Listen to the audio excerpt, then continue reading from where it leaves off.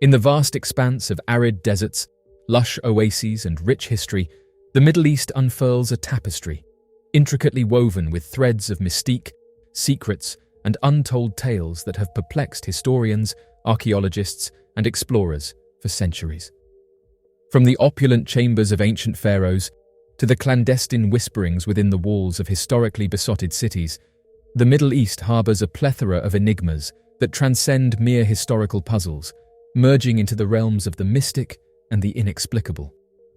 However, throughout the course of the past few centuries, an unfathomable number of local combatants, innocent civilians, as well as military personnel hailing from the United Kingdom and the United States, have lost their lives on the battlefields.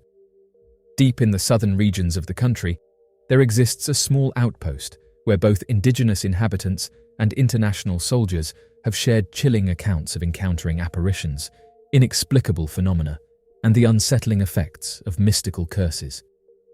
All of this occurs within the profound psychological backdrop of enduring years of conflict.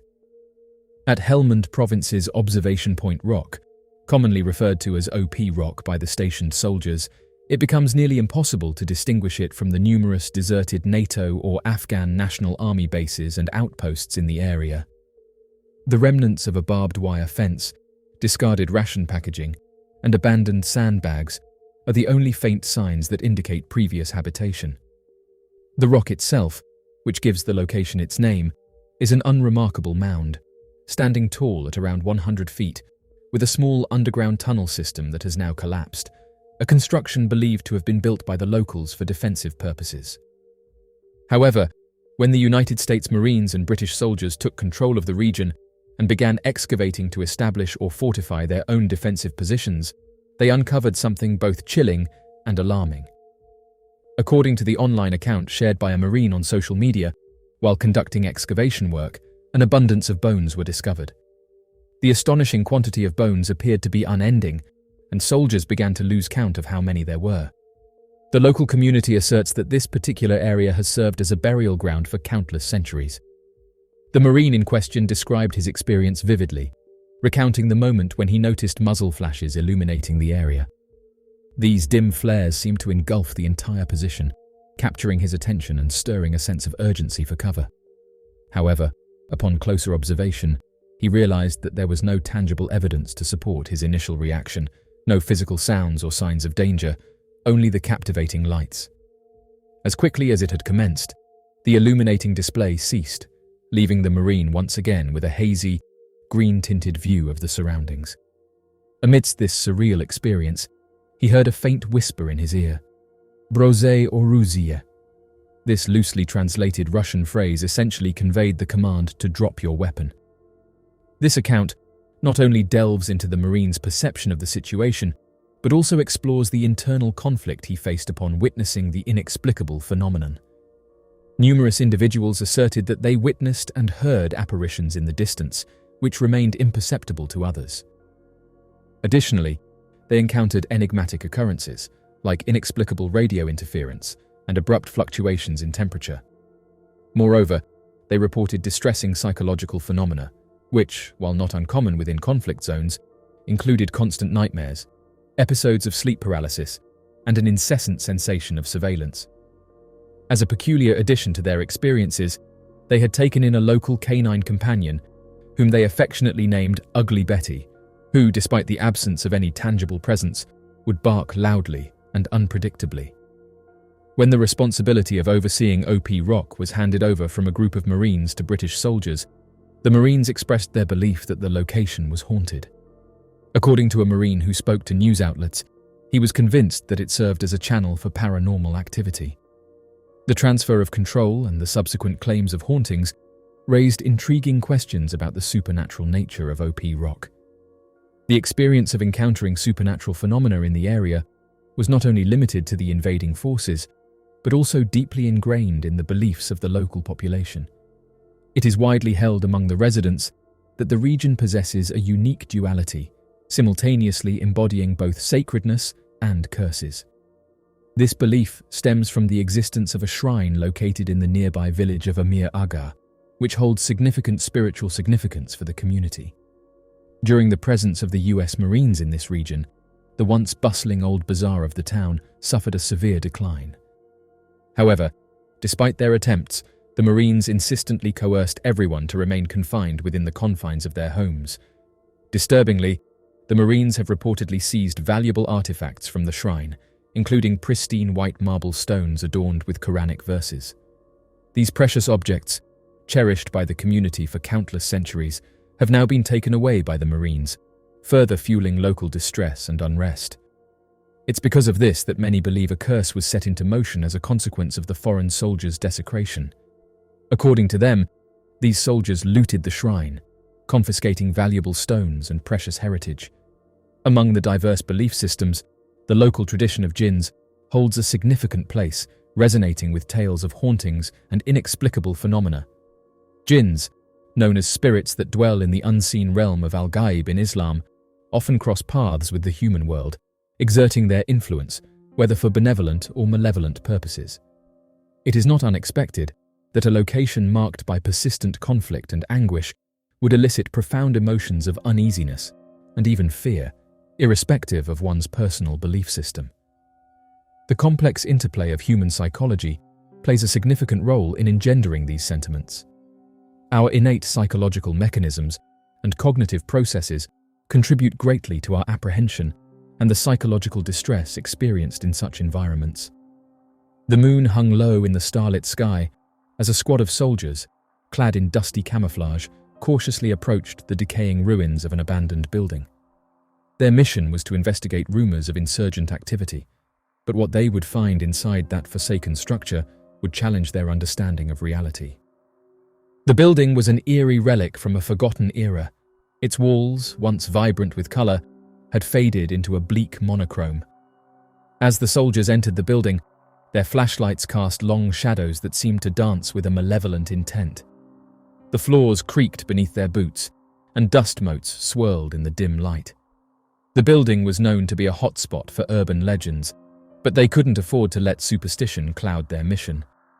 As they ventured deeper into the abandoned structure, the whispers grew louder, an eerie chorus of disembodied voices that seemed to speak in a language older than time itself. The soldiers reached a chamber at the heart of the building, where a large ornate mirror hung on the wall. Its frame was adorned with intricate carvings depicting serpentine creatures and ethereal beings. Before the captain could respond, a chilling presence filled the room. The soldiers gasped in horror as shadowy figures materialized within the glass, their eyes burning with malevolence. They were jinn, ancient beings of power and chaos, trapped for centuries within the cursed mirror. One of the jinn, a spectral being with fiery eyes and flowing robes, began moving around the room, while screams could be heard coming from the room next door. Desperation gripped the soldiers as they realized their predicament, but they didn't stay, and quickly made their way out of there. Speaking to locals, they said that it sounded like they encountered a jinn, and went on to explain that these ancient creatures can sometimes attach themselves to old artifacts. The soldiers stumbled out of the building gasping for breath, their hearts pounding with terror. The whispers had ceased, and the building had fallen into an eerie silence once more. As they made their way back to the desert, they knew that the encounter with the jinn would haunt them forever. Oddly enough, this isn't the first time that soldiers have encountered these entities. In the heart of the Middle East, where the scorching sun blazes over vast stretches of desert, a group of soldiers found themselves deployed to a remote outpost. Surrounded by endless sand dunes and an eerie silence that hung in the air, the soldiers were tasked with maintaining a vigilant watch over the desolate expanse. Little did they know that the unforgiving desert held secrets older than time itself. As the sun dipped below the horizon, casting an amber glow across the landscape, the soldiers settled into their routine of patrolling and maintaining their equipment. The air grew cooler, but a palpable tension lingered as darkness enveloped the outpost. One night, a subtle yet unsettling shift seemed to ripple through the air. Whispers of the wind carried an otherworldly melody, a haunting tune that seemed to come from nowhere yet surrounded them. The soldiers exchanged puzzled glances, their instincts sharpened by years of training. Amid the shroud of night, a figure materialized on the periphery of their vision, a creature that defied human understanding. The jinn, ancient spirits said to inhabit the unseen realms, stood before them. Its form was fluid, shifting between the ethereal and the substantial, as if it danced on the boundary between reality and the supernatural. The jinn's eyes gleamed with an eerie luminescence, and its presence exuded an aura of power and mystery. The soldiers watched in a mix of awe and trepidation, uncertain of whether they were witnessing a mirage or an encounter beyond their comprehension. The entity began to move rapidly, but then dissipated into the winds, leaving the soldiers questioning what they had witnessed. When the morning sun bathed the desert in light, the soldiers exchanged stories of their encounter. Throughout history, human cultures have woven intricate tapestries of mythology, blending reality with the supernatural. Among the diverse and captivating creatures of these mythologies, the jinn stand as enigmatic figures of intrigue and wonder. Rooted in the folklore of the Middle East, jinn have transcended time and geography to become a subject of fascination worldwide. The concept of jinn finds its origins in ancient Arabian and Islamic mythology. In Islamic tradition, jinn are spiritual entities created from smokeless fire by Allah, existing in a parallel realm to humans and angels. While they share similarities with Western notions of genies, jinn are far more nuanced, diverse and complex in their attributes and behaviors. Jinn are believed to possess free will, just like humans, and they can be good, evil, or neutral in nature. They inhabit unseen dimensions and are capable of interacting with our world, often through mysterious and supernatural means, and their unpredictable nature and capacity for both malevolence and benevolence contribute to the allure and enigma surrounding them. In the cultures of the Middle East and beyond, the belief in jinn has deep historical roots. Stories of jinn have been passed down through generations, encompassing a wide range of narratives that reflect the cultural values, fears, and hopes of different societies. In folklore, jinn are often depicted as beings with vast knowledge and supernatural powers, and they are associated with the creation of intricate architecture, hidden treasures, and mysteries of the desert. Tales of encounters with jinn, both benevolent and malevolent, serve as cautionary tales and offer lessons about the importance of respect, humility, and understanding the boundaries between our world and theirs. In Western cultures, the jinn have captured the imagination, largely due to their representation in literature, art, and popular media.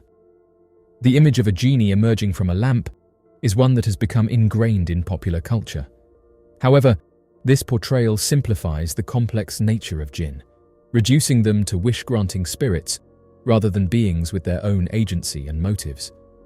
In today's world, the fascination with the jinn continues to evolve. While some view them through a cultural and historical lens, others explore the mystical and metaphysical aspects of these entities. Some individuals claim to have had encounters with jinn, describing experiences that range from whispers in the wind to more tangible manifestations. The internet has provided a platform for people to share their stories, beliefs, and theories about jinn. Online forums, social media, and podcasts have become spaces where enthusiasts, believers, and skeptics engage in discussions about the nature of jinn and their potential impact on human lives. The concept of jinn raises philosophical questions about the nature of the supernatural and its relationship to the human experience. Belief in jinn challenges our understanding of reality, blurring the lines between the seen and the unseen. It prompts us to consider the possibility of hidden dimensions, unseen forces, and the interconnectedness of the spiritual and material realms. Furthermore, the study of jinn exemplifies the ways in which cultural beliefs and mythologies shape human perception and behavior. Whether one believes in their existence or views them as symbolic metaphors, jinn illustrates the profound ways in which myths and stories influence our understanding of the world and our place within it. The mystery of the Al-Qasimi Palace. In the emirate of Ras Al Khaimah, nestled along the pristine coastline of the Arabian Gulf, lies a cultural gem that has stood as a testament to the rich history and heritage of the region for centuries. Al-Qasimi Palace, also known as Sheikh Mohammed bin Salim Al-Qasimi Palace, is a remarkable architectural marvel and a symbol of Ras Al Khaimah's enduring legacy. However, those who have explored the building have stated that it's haunted. Al-Qasimi Palace holds a pivotal place in the history of Ras Al Khaimah, one of the 7 emirates that constitute the United Arab Emirates. The palace is named after Sheikh Mohammed bin Salim al-Qasimi, who ruled Ras Al Khaimah. During his reign, he initiated the construction of this grand palace as a symbol of the emirate's prosperity and cultural heritage. The construction of Al-Qasimi Palace began in the early 20th century, reflecting the architectural influences of the region and the distinctive character of Islamic art and design. The palace served as the residence of the ruling family, a center for administrative affairs, and a gathering place for dignitaries and tribal leaders. Al-Qasimi Palace stands as a magnificent example of traditional Arabian architecture, characterized by its intricate geometric patterns, arches, and the use of natural materials like coral stone, gypsum, and palm fronds. The notorious reputation of this place for paranormal activity has consistently lured adventurers from all corners of the nation, igniting a sense of curiosity and fascination. The allure of this location was so potent that it even served as the inspiration for an Arabic novel. In addition to the presence of holy men, who offered their services in banishing unwanted spirits through the use of sacred chants, it is noteworthy that they also engaged in peculiar practices. One alleged entity that's said to reside within the property is that of the White Lady. Ghosts have been a part of human folklore and mythology for centuries, and among the most enduring and haunting figures in this realm is the White Lady ghost. Often portrayed as a spectral woman in flowing white attire, she appears in various cultures and tales around the world, leaving behind a legacy of mystery, fear, and fascination. Those who explored the property during the night reported that prior to its restoration, you could often hear the sound of a woman laughing. One tourist said that it was easy to get into the building before it was taken over, and detailed that during one of these visits, he encountered this mysterious entity. It was said that the place was cursed, abandoned by all but the most daring of souls. Amir, a solitary traveller with a taste for adventure and an insatiable curiosity, had heard whispers about the building. Locals spoke of the White Lady, a ghostly apparition that was said to haunt the crumbling ruins. The tales were as chilling as the desert wind, but Amir couldn't resist the lure of the unknown. He arrived at the building just as the first tendrils of darkness enveloped the desert. The once majestic structure loomed before him like a spectre in its own right. With each cautious step, the echoes of Amir's own footfalls seemed to reverberate through the eerie silence. He ventured further into the building, past shattered windows and crumbling walls, his heart pounding in his chest. As Amir explored deeper into the darkness, a chilling sensation washed over him. He felt as though unseen eyes watched his every move. The air grew colder, and a faint mournful whisper reached his ears, like the distant echo of a mournful song. It was then that he saw her. The White Lady, bathed in an ethereal, otherworldly glow. Her long flowing robes seemed to shimmer with an inner light, and her pale face held an expression of eternal sorrow. Her eyes, deep pools of darkness, locked onto Amir's with an intensity that sent a shiver down his spine. Amir's voice caught in his throat, and he could do nothing but stare, transfixed by the apparition before him. The apparition slowly moved into the next room. It was completely black, and so Amir shined his torch in order to get a better look. However, when scanning the room, he noticed that there was no sign of the woman. After this, he said that he quickly made his way out of there and never returned. The legend of the White Lady ghost can be traced back through centuries of oral tradition and written accounts. Although the details and attributes of the White Lady vary from story to story and culture to culture, there are common threads that unite these eerie tales. The White Lady is most often depicted as a female apparition clad in flowing white garments, which are sometimes described as bridal attire, and she is often associated with sorrow, loss, and unresolved emotions. One of the earliest recorded accounts of the White Lady ghost dates back to the 13th century in England. The tale of the White Lady of Borley revolves around a nun from a nearby convent who fell in love with a monk. When their forbidden love was discovered, they were executed, and the nun's restless spirit is said to haunt Borley Rectory to this day. The White Lady ghost is typically described as a beautiful, ethereal figure with long, flowing hair. Her appearance is often pristine and serene, which creates a striking contrast to her eerie nature, and she is often associated with locations like castles, manors, bridges, and graveyards. In some variations of the legend, she is seen clutching a bouquet of white flowers, which symbolizes her connection to weddings and tragedy. One of the defining characteristics of the White Lady is her association with tragedy and sorrow. She is often said to be the spirit of a woman who met a tragic end, whether through betrayal, heartbreak, or violence. In many stories, she appears as a harbinger of misfortune or death, and encountering her is believed to be an omen of impending doom. The White Lady ghost holds a significant place in the folklore and cultural traditions of various regions around the world. While the specific details of her legend may differ, the underlying themes of love, loss, and the supernatural are universal, making her a timeless figure in storytelling. In European folklore, the White Lady is often associated with tales of forbidden love and tragic romance, and her presence serves as a reminder of the consequences of defying societal norms. In some Asian cultures, the White Lady is believed to be a vengeful spirit seeking justice for past wrongs. She is associated with stories of betrayal and injustice, and her appearance often foreshadows impending retribution. The White Lady has also made her mark in modern popular culture, as she frequently appears in literature, films, and television shows, further cementing her status as an enduring and captivating figure in the world of the supernatural. In contemporary storytelling, the White Lady ghost continues to captivate audiences and writers alike. Her character has evolved and adapted to fit the themes and narratives of modern literature and entertainment. In some works, she is portrayed as a sympathetic figure, a victim of circumstances seeking closure or redemption. In others, she remains a sinister and vengeful force, exacting her revenge on the living.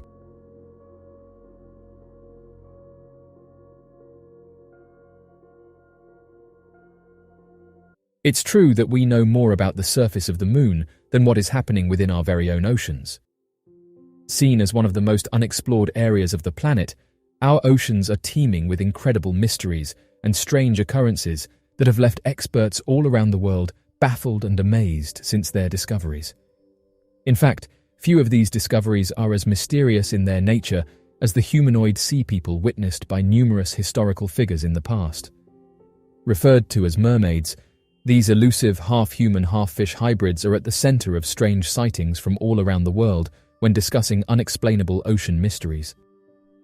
One interesting story was shared by someone on Reddit. However, the story has since been deleted by the original poster. One person, though, who knew the original poster told me about the story. They said the story goes that a woman was talking to her father about the mysteries of the oceans, and they got onto the topic of mysterious creatures. Her father worked for the United States Navy and started to open up about some of the mysterious things they had witnessed. The father went into detail about how the ocean was very eerie, and that while out in the middle of it he would see and hear strange things. One of the things he said was that he would often hear whistles and voices, something that to this day he can't explain. The daughter then said that her father traveled to the Philippines, and it was here that he was told about some of the local legends. It said that he got talking with one local woman, and she went on to tell him the story of the time she encountered a mysterious aquatic humanoid. She described the creature as being 7 feet in length, possessing 2 large black eyes, large webbed hands that had claws, a humanoid-like body, and a face that she described as looking like a demon. The encounter happened while she was on a boat. As she was coming home, she heard a loud knock and knew that she had hit something.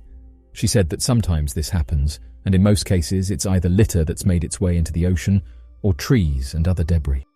However, as she leant over, she saw 2 large black eyes staring back at her. She said she let out a loud scream and quickly left, not wanting to stay in the area with the unknown creature. The father was fascinated with the story and couldn't understand what this woman witnessed. He then decided to do a little digging and see if anyone could shed some light on the mysterious humanoid. When he then asked around about these creatures, he didn't get the response he expected. Instead of being laughed at or mocked, he was actually firmly shut down, being told not to ask those sort of questions. This only caused him to become more interested in the topic and go on to do his own investigations. Although he never pursued it while at work, he said that he spent countless hours doing research on the topic, and that these stories of aquatic humanoids may be real. When the daughter asked whether he thinks the Navy are aware of these animals, he paused and said that he thinks they might be, going on to say that there's many divisions within the Navy, and they investigate things such as unidentified objects, and also strange things seen in and around the ocean. It's reported that he got talking with another man who had been in the Navy for over 20 years, and he said that while on a submarine, they detected a mysterious object moving at hundreds of knots. The odd thing about this was that it kept flicking in and out of the radar, which he said made it difficult to know what it was. Again, this former worker shared stories about strange creatures that had been found by the United States Navy, but said that he never conducted any of his own research on the matter, saying that although he was interested, it was likely that he wouldn't get very far. One interesting report comes from Zimbabwe. Unlike the cute animated portrayals of the mythical creature, the mermaids of Zimbabwe have been a recurring problem for those living nearby large waterways in the country, as the humanoid creatures have reportedly been at the center of a variety of random attacks, vandalism, and delays in construction efforts. Back in 2012, while working on the Gokwe and Osborne dams, the Zimbabwe construction company claimed that nearly every employee had left the construction site in fear for their lives after having been attacked by a strange humanoid river monster known as the Mamba Muntu.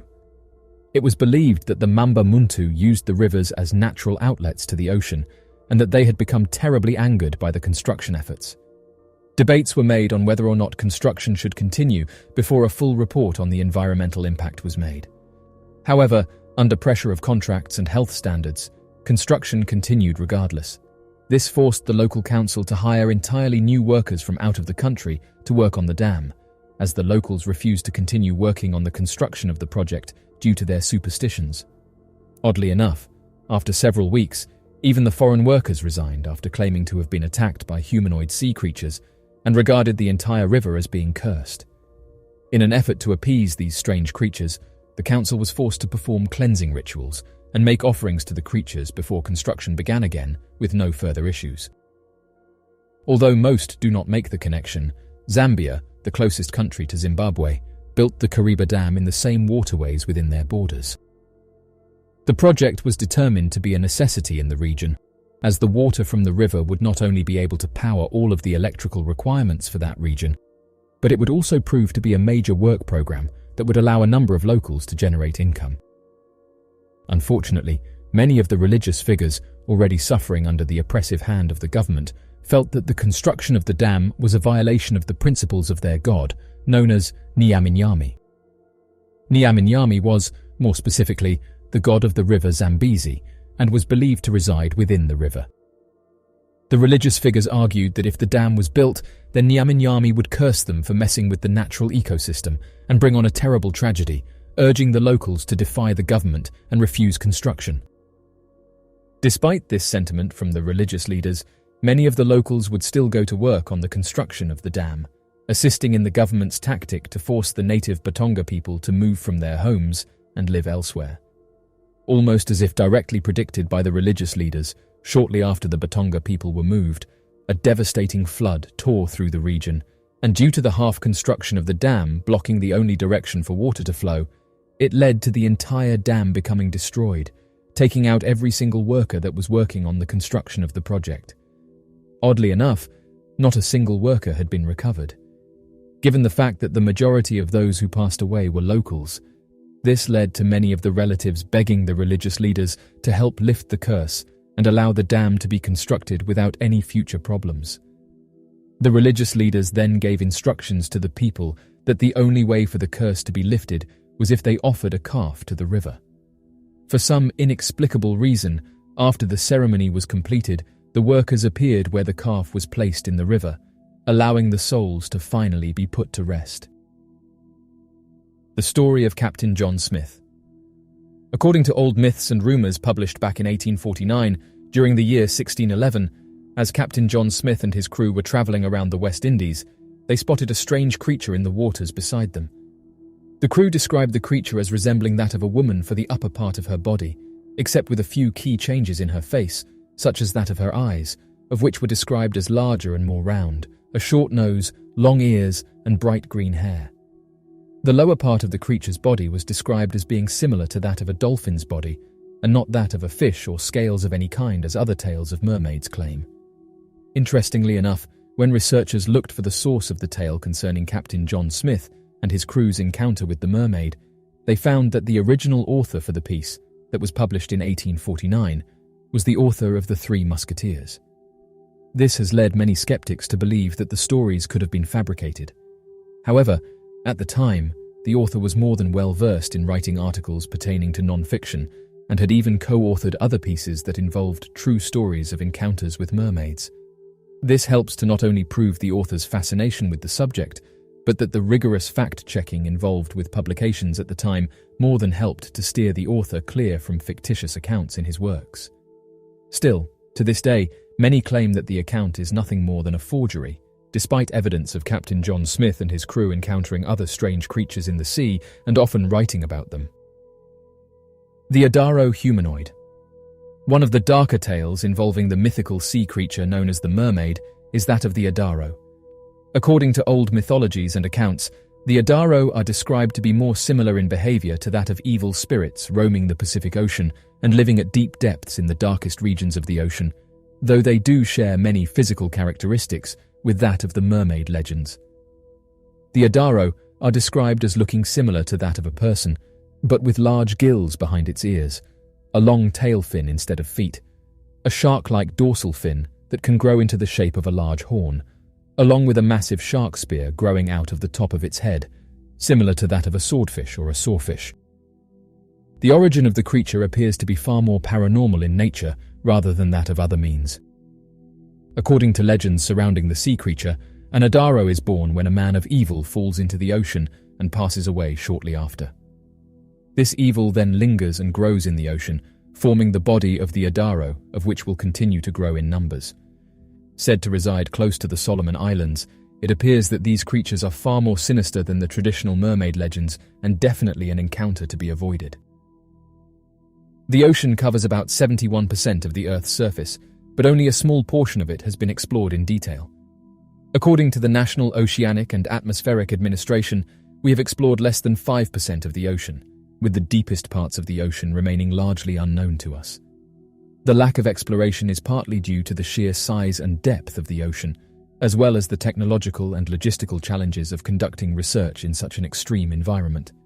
However, advances in technology, such as deep-sea submersibles and remote-operated vehicles, are helping scientists to explore more of the ocean and discover new species and ecosystems. Overall, there is still much to be learned and discovered about the ocean, and ongoing exploration and research will continue to uncover new insights and mysteries. Jungles are some of the least explored places on the planet. Many of the world's jungles are located in remote, hard-to-reach areas, which makes them difficult to explore. In addition, the dense vegetation, uneven terrain, and harsh climate in jungles can make exploration challenging. Many parts of the jungle remain unexplored, and new species of plants and animals are often discovered in these areas.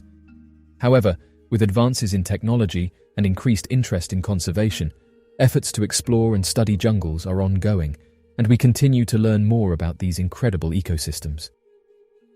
One of these jungle mysteries is that of the spiny-backed chimpanzee, a mysterious humanoid that has reportedly been encountered throughout the Democratic Republic of Congo, and it's been suggested by some researchers that the spiny-backed chimpanzee is an entirely new species not known to science. This ape is described as being large in size, having a broad face, not being afraid of humans, and having grey fur. Unlike other mysterious creatures encountered throughout the area, the alleged sightings of these mysterious chimpanzee are quite recent. It's believed the first encounters with the creatures happened in the year 2000, with the story stating that a group of Navy SEALs encountered a chimpanzee that had spines on its back. According to one encounter by a Navy officer who wishes to remain anonymous, his unit encountered 13 strange bipedal chimpanzees, stating that they were quite aggressive and looked slightly different to normal chimpanzees. The group of chimpanzees were observed trying to take down other animals, but the soldiers said they were able to identify how tall they were due to comparing them to nearby trees, saying that they measured between 4 to 6 feet and had a grey colour. However, The most distinctive feature of these chimpanzees was the series of protruding spines on their backs. Whenever these chimps became agitated, the spines on their back stood up like porcupine quills. One of the Navy officers who saw this also stated that his team members made a 3-minute video of these strange animals, but said that the video was never released to the public and it remains a military secret. The officer did not tell the exact location of the sighting. However, it's believed that the sighting was made somewhere near Lake Tanganyika in the Democratic Republic of Congo. Spiny-backed chimpanzee is one of the strangest creatures ever reported, and the researchers believe that the jungles of Africa could potentially host hundreds of unexplored species. The spiny-backed chimpanzee could be an undiscovered species with a very small population and could very well be extinct by now. Some have linked this creature to the billy ape, but said that the only thing that's different about this creature and the billy ape is that of the spines. However, as some have pointed out, the billy ape was once thought to have not existed, but fast forward a couple of decades, and scientists were able to prove that it was in fact a real animal. Some have suggested that the same could happen with the spiny-backed chimpanzee. There are many areas of the Congo that haven't been explored, and somewhere out there could be lurking a species of apes that match the description of the spiny-backed chimpanzees. The soldiers haven't come forward with any more details, and researchers who've looked into these reports have said that it's likely they were told to be quiet. Over a century ago, Belgium colonizers found a large primate skull during their rampage in the northern Congo. The locals would tell them stories of mysterious large apes that would attack and eat lions. Gorillas were never before found in this region of northern Congo, so researchers and explorers were confused and intrigued. They believed it to be an entirely new species of ape, although they never found any additional evidence or proof of life. The skull was promptly left to collect dust in the Royal Museum for Central Africa in Belgium until the 1990s, when Carl Ammann read about them in a scientific article. He was a Swiss-born photographer and devoted conservationist. Interested by the skull's puzzle, he set off on an adventure through the dense jungles that few had traversed before. The Billy Tropical Forest covers 12,000 square miles and is a mix of impenetrable canopy and large stretches of savanna. The researchers had to trek through an impenetrable underbrush full of ants, mosquitoes, and bees that were drawn to their sweat. Despite being such a difficult undertaking, Ammann ended up repeatedly visiting the forest over the span of 10 years, with various rangers, camera crew, and primatologists trying to find the elusive billy apes. On his first trip, he found another ape skull, which only increased his obsession. In 2004, American primatologist Cleve Hicks joined the search. He spent weeks traversing through the forest trying to find the apes. He and his team set up motion-detecting cameras and eventually captured images of the elusive billy apes. As it turns out, they were not a new species. They were chimpanzees. However, they were unlike any chimpanzees the researchers had seen before. They had larger skulls and feet when compared to other chimpanzees. Their behavior was unique in that they nested on the ground like gorillas instead of in the canopy. They also used the longest tools researchers had seen in Africa to collect ants and honey. On one expedition, researchers came across a chimpanzee eating a leopard, although they did not know whether the chimp had attacked it or not. The locals called them lion destroyers and explained that even their poison darts would not affect the apes. Hicks stated that they were the largest population of wild chimpanzees anywhere in the world. He claimed that they were curious of the humans rather than fearful, which led him to believe that they had never seen humans before. Those that lived closer to civilization would flee when approached, but the apes further into the jungle would gather close to observe before quietly leaving. Since they lived in such remote parts of the jungle, it was near impossible for poachers or other hunters to encounter them.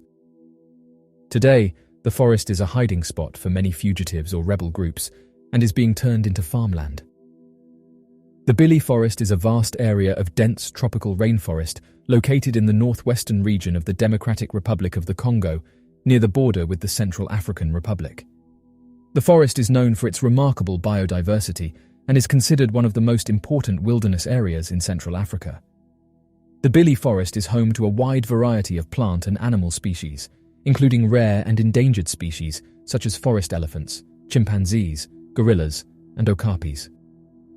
It's also home to several indigenous communities who have lived in the forest for generations and have developed a deep understanding of its ecology and resources.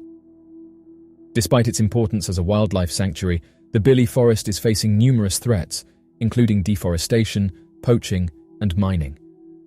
The forest is also affected by ongoing conflict in the region, which has made conservation efforts difficult.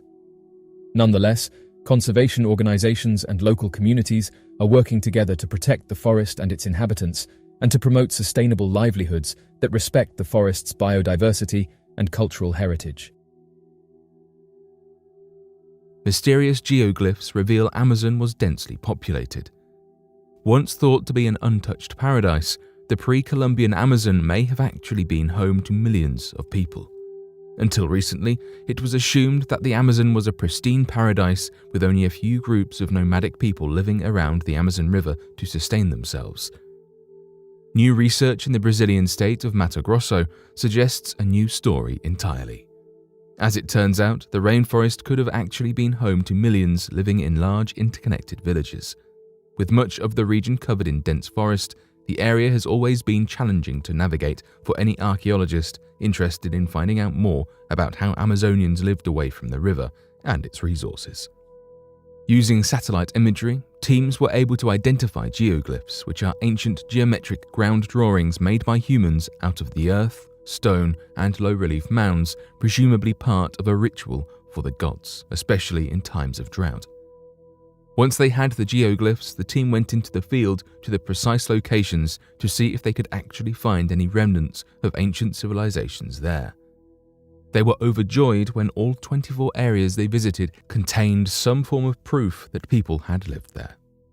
In one site, they found old ceramics estimated to be from 1410 AD. After returning to their labs, they then used their findings to predict the locations of other possible sites, which revealed there are likely 1,300 villages and geoglyphs in the 154,000 square mile area of southern Amazonia, 2/3 of which have yet to be found. The research team now believes that between 500,000 and 1 million people once lived in a mere 7% of the Amazon basin. Prior to this research, it was estimated that the entire basin had only ever been home to 2 million people.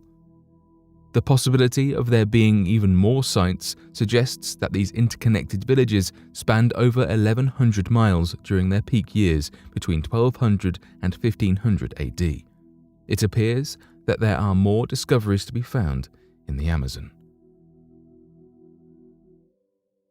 It's difficult to give an exact number of caves in the Grand Canyon, as new caves are still being discovered and the number is constantly changing. However, it's estimated that there are over 1,000 known caves within the Grand Canyon National Park boundaries. These caves vary in size and shape, and many of them are not accessible to the public due to safety concerns or to protect the delicate cave ecosystems. Various interesting discoveries are said to have been made at the bottom of the Grand Canyon. It's due to the vast, largely unexplored caves. There's been whispers that the area is holding many secrets, with one of the lesser-known ones being that the area may have once been the home of an underground ancient civilization, with those who explored the area saying that artifacts were found and that they belonged to the ancient Egyptians.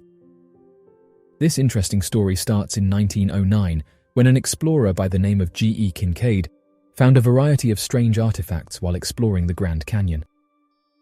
He was sent there by the Smithsonian Institution, saying that he was told to explore the large caverns that were covered by a large entrance that was almost inaccessible. The team was led by Smithsonian anthropologist S.A. Jordan, but it was Kincaid who had allegedly made the discovery. The team reported that once inside, they found that the caves were in the shape of a wheel, saying that once they made their way inside the caverns, they found various artifacts, including copper artifacts and statues. The team also reported that the area was so big that it could have been inhabited by up to 50,000 people, noting that it was easily big enough to hold an ancient civilization. Although people living underground sounds like something from a movie, Derinkuyu is an underground city that was inhabited by people during the 8th to 7th century BC. Officials said the following about the discovery. Once the team started to look closely at the artifact, they noticed that they didn't match anything in their records, and didn't match anything that had been found in the region, most notably those of the Native Americans. These artifacts more closely resembled those that were coming out of Egypt. The big question was, how did these ancient artifacts end up in a deep cavern within the Grand Canyon, and was there an ancient Egyptian civilization that had somehow made their way here? End quote. The Smithsonian later came forward and said that the team that had been sent down into the Grand Canyon didn't find anything, and that they have no proof that anything had been found. The only reply that the Smithsonian has given about the story is saying that they didn't find anything. As of right now, skeptics have said there is no credible evidence to suggest that there is an underground Egyptian city beneath the Grand Canyon. This is a common theory that has been circulating for decades, but there is no factual basis to support it. The mysterious photograph captured inside the Grand Caverns. There's been a number of interesting photographs that have been captured in national parks. One of these was taken in the Grand Caverns in 1895 by Orrin Jeffries. There's a limited amount of information on this photograph, but the story goes that amateur photographer Orrin Jeffries was exploring an unmapped section of Grand Cavern, something that few people have done due to stories of disappearances and encountering mysterious creatures. The caverns he was exploring were located in southwestern Virginia, and in recent years there's been a variety of theories that have been put forward that suggest the caverns aren't just caverns, but could be home to underground networks. In fact, this has been backed up in recent years by hikers who have said that they discovered underground networks while exploring the area. Orrin Jeffries made his way into one of the caverns, and due to not being able to see anything, decided to conduct a photographic experiment where he would point his camera out into the darkness and take a long exposure shot. For those unaware, a long exposure technique takes advantage of slow shutter speeds, which in turn allows the user to capture the motion of a moving element or more light from a night scene. During one of these sessions, he heard something moving deep in the cave, and due to him being alone and worried, he decided to set off one of the flashes in order to see what it was. After he left the cavern, he developed the photograph and could see that he had captured what appeared to be 3 humanoid-like creatures.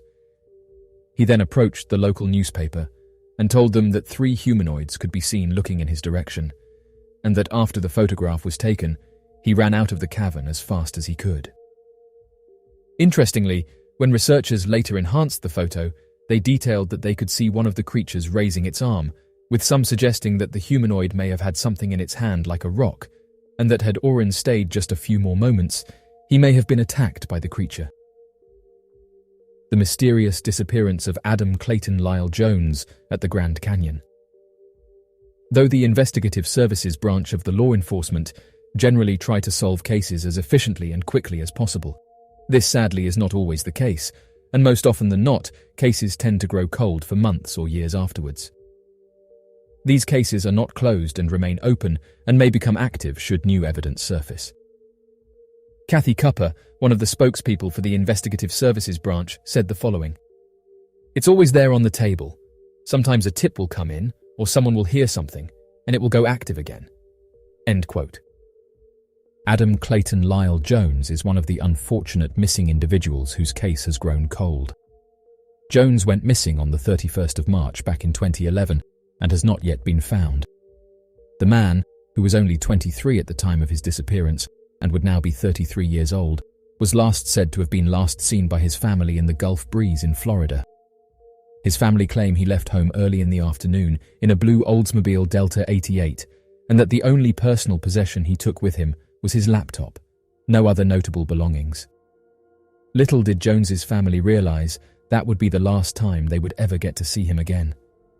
It took until the 5th of May 2011 for a park ranger to acknowledge the abandoned Delta 88 car parked at the South Rim center of the Grand Canyon National Park. At the time, Jones had not yet been reported as a missing person and therefore not initially considered as a victim. The park ranger managed to contact Jones's parents about the abandoned car, who then proceeded to file the missing persons report to the police. Contents found within the car included an itinerary of various routes of California cities and places in Denver, Colorado. Surprisingly, there was not a mobile phone in the car, as Jones did not have his phone on him when he went missing. To this day, investigators have no idea whether he was lost or injured in the wilderness, or if something else, far more morbid, might have happened. Furthermore, there is no actual evidence that he even entered the Grand Canyon Park, no photographic or witness proof that he was there, apart from the car parked in the car park. With so little to go off, investigators have had a difficult time finding any clues to Adam Jones' whereabouts. A worker for the Washington State Department of Transportation noticed something moving on one of their cameras. As they zoomed in, they said they could see what appeared to be a large human walking next to one of the trees, saying that it was much larger than a standard human. They then put out a post on social media, asking if any hikers had seen anything in the area, and requested that people be on the lookout. The Washington State Department of Transportation said that it's not a cardboard cutout and it hasn't been photoshopped. The worker said that they've never been up to the camera and that it's an area that doesn't often get visited by hikers. Some suggested that the photographs show a real humanoid creature, while others said that it could be the outline of a tree that's causing an illusion. However, the worker said this wasn't the case. As of right now, whatever this thing was moved on, as there was no other update from the Washington State Department of Transportation. Oddly enough, this isn't the first time that workers have encountered mysterious humanoids, and go on to detail that every so often one of these creatures will show up, leaving those who see it confused. All across North America are reported sightings of the Sasquatch creature, a massive bipedal humanoid giant covered in hair from head to toe, and commonly encountered within or nearby the untamed woods and landscapes found all across the United States and Canada. Oddly enough, not every state or local area across North America refers to the creature as Sasquatch. More commonly, local legends will feature similar descriptions of the creature, but with slight variations in its design alongside differing names. One of the most interesting sightings features a Floridian creature known as the Skunk Ape, a legendary giant native to the wetlands and swampy state parks, with reports going back several centuries. Located on the border of the state of Florida and Georgia is a 438-acre swampland that stretches across the state borders and houses a wide variety of undiscovered animal and insect species. This peat-filled wetland, referred to as the Okefenokee Swamp, has been at the center of several encounters with the skunk ape creature and is often believed to be the last unexplored refuge of the creatures in the modern day. Even more interesting, the name Okefenokee is a native Creek Indian word that roughly translates to mean the land of the trembling earth, and seems to reference a massive creature that's known for shaking the earth as it walks. The oldest known skunk ape encounter to have occurred within the Okefenokee Swamp was reported back during the winter of 1828. According to the report made by 2 eyewitnesses, both of which were amateur hunters who were looking to explore the surrounding area, the 2 men came across what they referred to as a giant. Originally, their expedition began as a short hunting party, but rather than turn back at the height of their excitement, the 2 men's trip continued for another several weeks as they traveled deeper into the swamp, recording brief encounters with bears, panthers, alligators, and overgrown snakes. Roughly 3 weeks into their hunting trip, the men claimed to have heard the sound of loud screaming. However, the screams sounded much deeper and louder than a man could naturally produce. As they glanced around the woods surrounding their camp to investigate the source of the noise, the men then heard what they described as the sound of heavy stomping, as if a large creature was running through the woods surrounding their camp. Unsure of whether or not the creature was a large wild animal or a distressed man, the 2 hunters decided to light a fire and stay within the proximity of their makeshift camp until daylight, as the day was soon ending and darkness was fast approaching. Despite the roaring fire to help keep the nearby woods illuminated, the men complained that they were unable to sleep due to the strange sounds they continued to hear, despite no creature being visible anywhere near their location. Additionally, it became necessary to gather nearby scraps of wood to keep the fire burning, and so the men were forced to venture slightly more and more into the surrounding darkness to maintain their light source. By the next morning, the men investigated the nearby woods and wetlands, hoping to find any evidence of a creature having prowled their camp the night prior. After a few hours of looking, the men claimed that they came across several barefoot human-looking footprints that would have been impossible for any normal person to have made. mostly due to the fact that the footprints were all spaced roughly 6 feet apart and were an estimated 18 inches in length. Worried that the creature might return, the hunters immediately fled the swamp and returned to town. Oddly enough, the story of the encounter with the unknown swamp giant does not end there.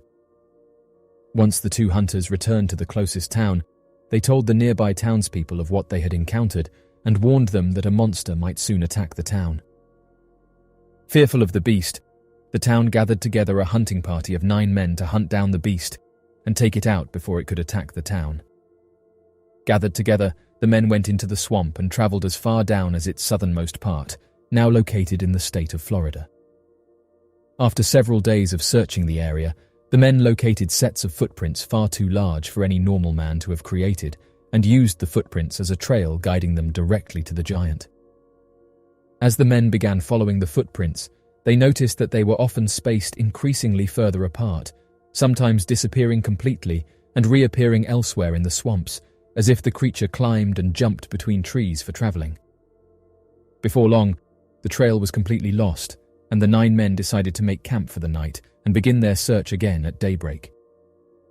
Unfortunately for the band of men, during the night, the creature would invade the camp and attack the hunters in a fit of rage. According to the 9 witnesses, a massive humanoid creature covered in hair all over its body suddenly ran straight through the camp, toppling over several tents, and began tearing apart the equipment and supplies of the traveling men. Fearing for their lives, the men grabbed their weapons and fired at the creature, causing the giant to retaliate by overpowering the men and defeating 5 members of the party, tossing their limp bodies several feet as if they weighed next to nothing.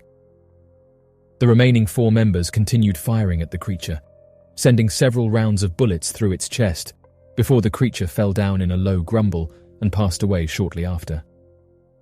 After closer examination of the giant's body, the men estimated the humanoid creature to have been slightly over 13 feet in height and appeared to look exactly like a man with the exception of its tremendous size and full body covering of hair.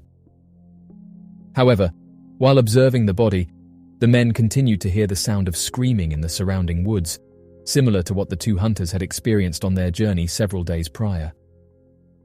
Believing that the screaming could be coming from a dozen more of the giant creatures, the men packed up their equipment and began moving out of the swamp during the night, unable to wait until morning out of fear that a retaliatory attack would take place if they continued to stay.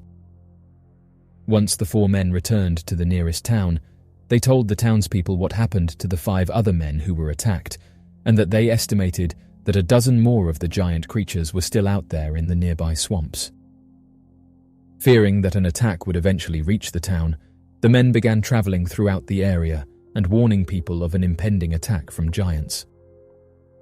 On the 1st of January, 1829, a local reporter would interview the men and retell their story for local publishing. By February of that year, less than 30 days after the original publication, reprinting of the story spread to neighboring communities and would see a February issue published in the Connecticut newspaper, warning traveling parties to stay clear of the Okefenokee swamp. Although continued sightings would be made of the giant humanoid creatures in the surrounding areas, later referred to as skunk apes, no violent attack was made over the following years. After a few decades, the sensationalism of the story eventually settled down and became nothing more than a local legend.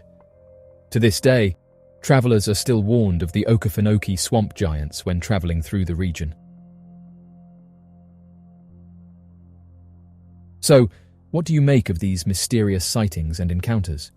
Be sure to leave your questions and answers in the comment section below and help us to grow this community while working to solve these unexplained mysteries. Thank you for watching, and don't forget to subscribe for more videos.